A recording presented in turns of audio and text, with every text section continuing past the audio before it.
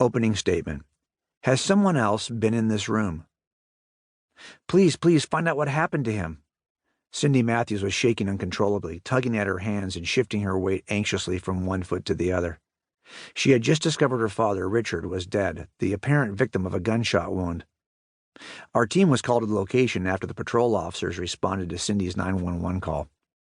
The responding officers found her on the front porch of her father's house, frantic and frustrated. She was unable to enter the locked residence but could see her father through the large living room window.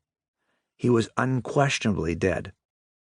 The top of Richard's head was open and exposed. He appeared to have a gunshot entry wound under his chin. He was lying with both arms outstretched, the remaining portion of his head tilted back against his worn recliner. His legs were straight. He was swollen and discolored. A handgun lay on the floor as the television blared in the background. I had been on our homicide team for only a short time. Standing to the side, my call-out bag slung over my shoulder, I was the new guy. And to make matters worse, I was 15 years junior to everyone else on the team. I was here to learn, conduct a few interviews, and fetch coffee for the guys who would ultimately handle this case. My senior partner, Alan Jeffries, was the last to arrive on scene. The rest of us dared not enter without him. He walked up to the porch of the residence and barked orders at several patrol officers, making sure they secured the crime scene and warning them to prevent looky-loos from contaminating the evidence. He was characteristically terse and short-tempered. "Newbie, get on up here," he snapped. "On the way," I replied, turning briefly to finish my interview with Cindy. Cindy couldn't stop the tears. "I tried to reach Dad on the phone on Monday," she told me. "He never answered. By Tuesday night, I was starting to get concerned, but I couldn't come over until today because I had to take care of my son last night. He's been sick all week. I know he's dead, but I need to know if he killed himself." "Why would you think such a thing?" I asked. "Did your father give you any reason to believe he was suicidal?" "Well, he was recently diagnosed with liver cancer.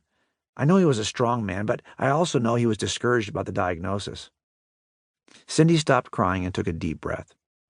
"I hate to think my father would kill himself. Please find out what happened to him." Every homicide case begins as a simple death investigation. When a dead body is discovered, detectives must investigate the evidence to determine the most reasonable explanation. Did the deceased die naturally? Did he suffer some kind of accident? Did he commit suicide? Was he murdered?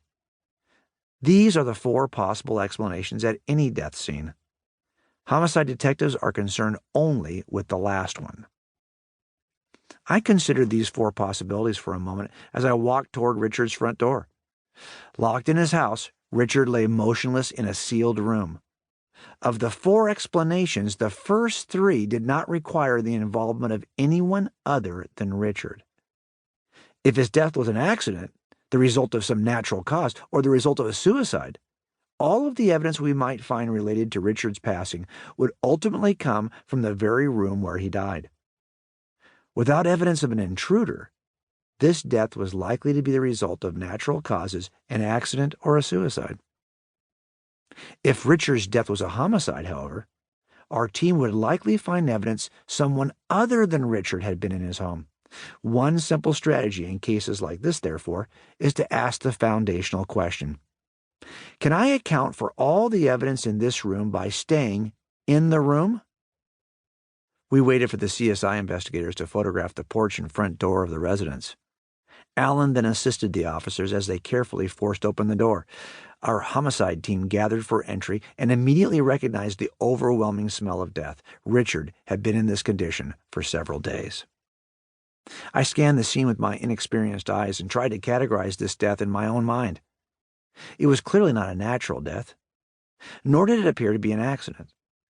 The location of the gunshot entry wound under Richard's chin seemed to be consistent with suicide, and Cindy had told us Richard had been discouraged about his recent cancer diagnosis. In addition, a 6-shot .38 caliber handgun was lying on the floor. Handguns used in suicides are often discovered on the floor near the victim's body. Most importantly, I saw no evidence anyone other than Richard had been in the room. As a new detective, I suspected he had committed suicide.